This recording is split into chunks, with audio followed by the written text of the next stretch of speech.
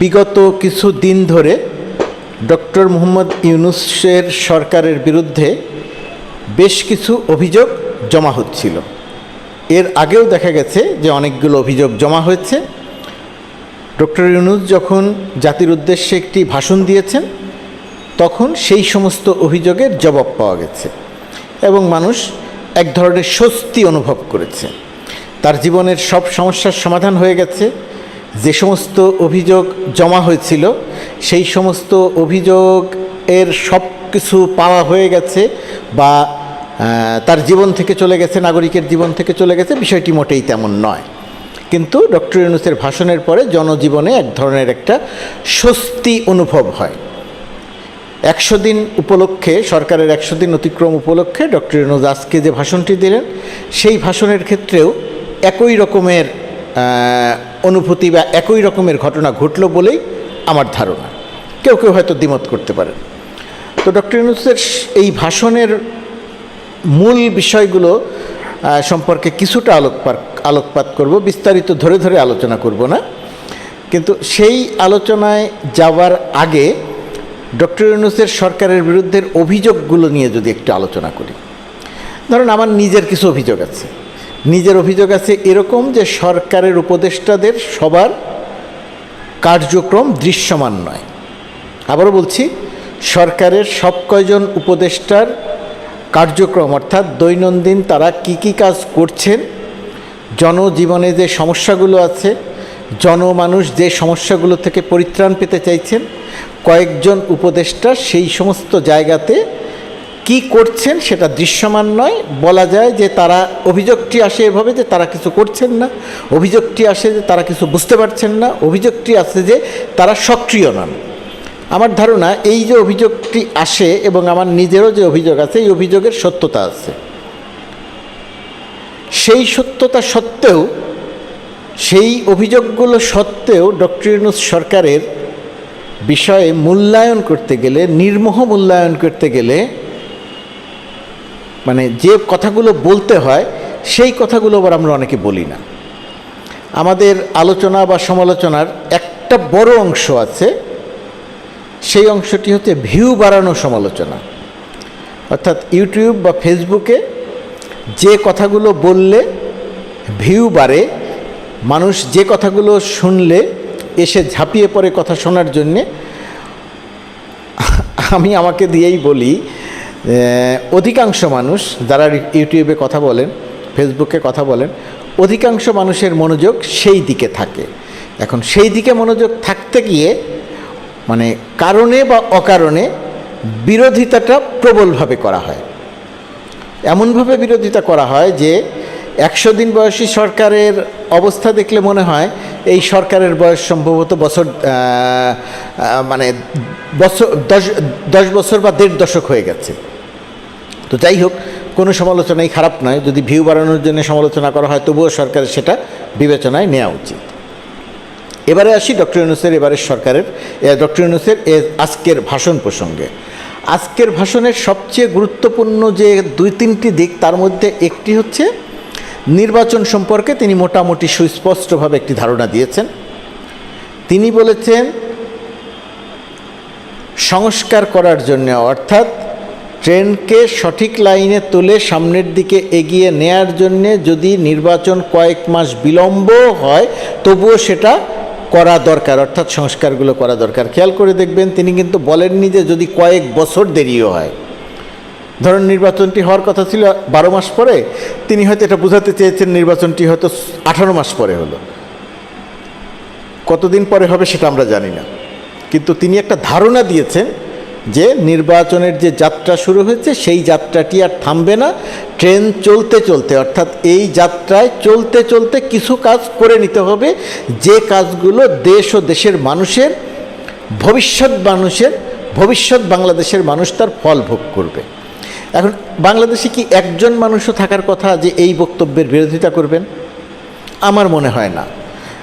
রাজনৈতিক সরকারগুলোর কাছে অনেক বড় প্রত্যাশা ছিল, তারা কিছুই করেনি আমি সেটা বলি না, কিন্তু তারা বহু কিছু করেন। আবার রাজনৈতিক দল ক্ষমতায় আসলে কিছুই করবে না আমি যেমন তা মনে করি না, আবার একই সঙ্গে মনে করি যে খুব বেশি কিছুতে করবে সেই ধারণা করাটাও একটু কষ্টকর। তারপরে বিশ্বাস রাখতে চাই যে এই সরকার যে ধারাটা তৈরি করে দিয়ে যাবে, পরবর্তী রাজনৈতিক সরকার অর্থাৎ নির্বাচনের মধ্য দিয়ে যে সরকারটি ক্ষমতায় আসবে সেই সরকারটি সেই ধারাটা অব্যাহত রাখবে।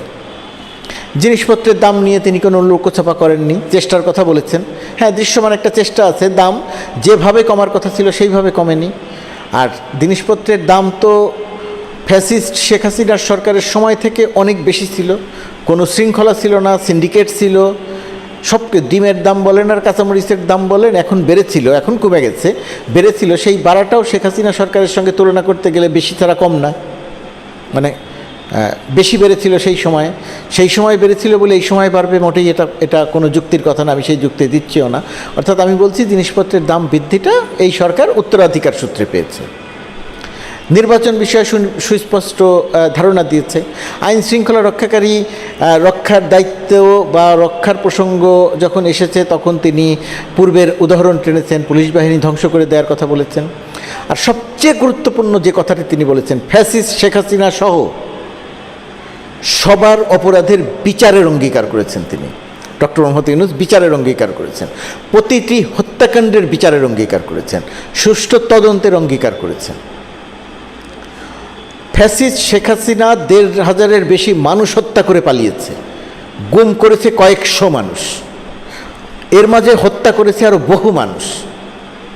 তো সেই ফ্যাসিস্ট শেখ হাসিনার যে সরকার বিচার করতে চায়, ফ্যাসিস্ট শেখ হাসিনাকে বিচার করে যে সরকার ভারত থেকে শেখ হাসিনাকে ফিরিয়ে এনে শাস্তি নিশ্চিত করতে চায়, আপনি কি সেই সরকারকে সমর্থন করবেন না?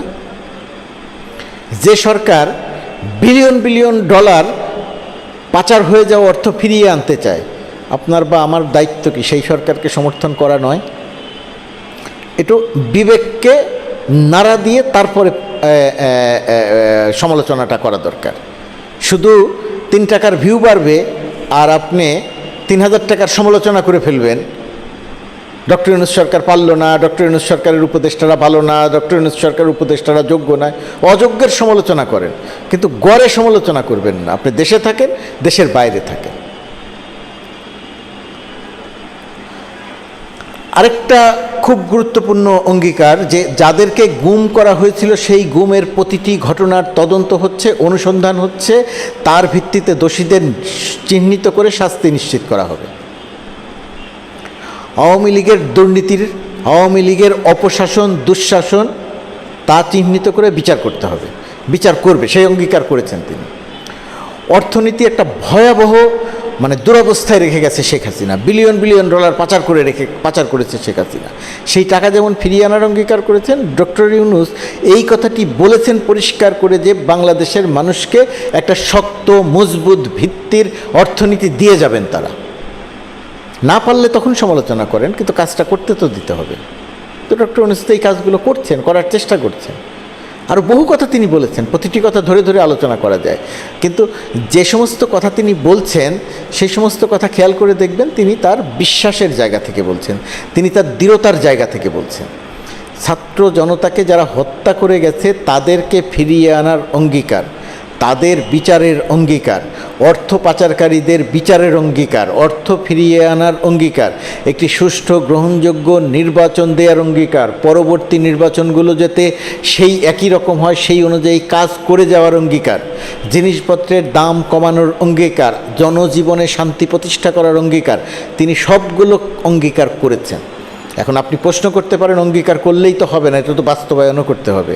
এখন বাস্তবায়নও করতে হবে, এটা যেরকম চরম সত্যি, শুধু কথার কোনো মানে নেই, একই রকমভাবে তার চেয়ে বড় সত্যি যে সরকারকে সময় দিতে হবে। যদি সময় দেয়া না হয় তাহলে কোনো জাদু মন্ত্রে পরিস্থিতির উন্নয়ন হবে না। সুতরাং যারা সমালোচনা করছেন ভিউ বাড়ানোর জন্য, যারা সমালোচনা করছেন উপদেষ্টা হওয়ার জন্য, এখন ধরেন উপদেষ্টা কতজনকে বানাবে? আমি কথা বলেছি, আমি মনে করছি যে আমার কথার কারণেই শেখ হাসিনা সরকারের পতন হয়েছে। হ্যাঁ ঠিক আছে, আমি মনে করতে পারি, আপনি মন খারাপ করবেন না যে আমি মনে করলাম সেটা, যে আমি কথা বলেছিলাম, আমার কথা শুনে মানুষ সচেতন হয়েছে এবং সেই কারণে শেখ হাসিনা সরকারের পতন হয়েছে, শেখ হাসিনা পালিয়ে গেছে। কারণ আমি যদি এটা মনে করি তাহলে আমার এই মনে করাটা আপনি দূর করবেন কিভাবে? আপনি দূর করার চেষ্টা করার দরকার নেই। যারা এটা মনে করছেন তাদের বিরুদ্ধে আপনার কথা বলার দরকার নেই। খুব ভালো কথা, আপনার কারণে এটা হয়েছে, তো এর জন্য আপনাকে উপদেষ্টা হতে হবে কেন? এর জন্য আমাকে উপদেষ্টা হতে হবে কেন? যে যে কাজের যোগ্য তাকে সেই কাজে নিয়োগ দেওয়া হবে। কেউ কেউ বাংলাদেশে এসে মাসখানেক ধরে ঘুরে গেছেন যে তিনি উপদেষ্টা হবেন, তাকে উপদেষ্টা বানানো হয়নি বলে তিনি গোসা করেছেন। এখন উপদেষ্টা আপনি হতে চাইতেই পারেন, কিন্তু আপনাকে যে বানাবেই এটা ভেবে আপনি মহাবিরক্ত হচ্ছেন কেন? এটা ভেবে আপনি সরকারের 14 গোষ্ঠী উদ্ধার করছেন কেন? আচ্ছা ঠিক আছে, তাও না হয় করেন, আপনার স্বাধীনতা আছে, আপনি করেন। আমি সরকারের 14 গোষ্ঠী উদ্ধার করব, সেই স্বাধীনতা তো আমার আছে। ওই যে তথ্য উপদেষ্টা বলেছেন না যে কোনো হস্তক্ষেপ নেই, আপনারা সমালোচনা করেন। ডক্টর ইউনূস বলেছেন না মন খুলে সমালোচনা করেন। তো আমরা মন খুলে সমালোচনা করতে পারি, কিন্তু সেটা একটু সত্যটা করি। কারণ আমি একটা কিছু চেয়েছিলাম, সেটা পেলাম না বলে সমালোচনা করব, পেলাম না বলে অমুক উপদেষ্টাকে টেনে নামাবো, অমুক উপদেষ্টা খারাপ, অমুক উপদেষ্টার এই দোষ, ইত্যাদি ইত্যাদি ইত্যাদি কথা বলা খুব বেশি জরুরি না। হ্যাঁ, যে উপদেষ্টাকে আপনাদের পছন্দ হচ্ছে না, যে উপদেষ্টাকে আপনারা মনে করছেন যে উপদেষ্টা বানানো হলো কেন, নিশ্চয়ই আপনারা তার সমালোচনা করতে পারেন, নিশ্চয়ই আমরা তার সমালোচনা করতে পারি।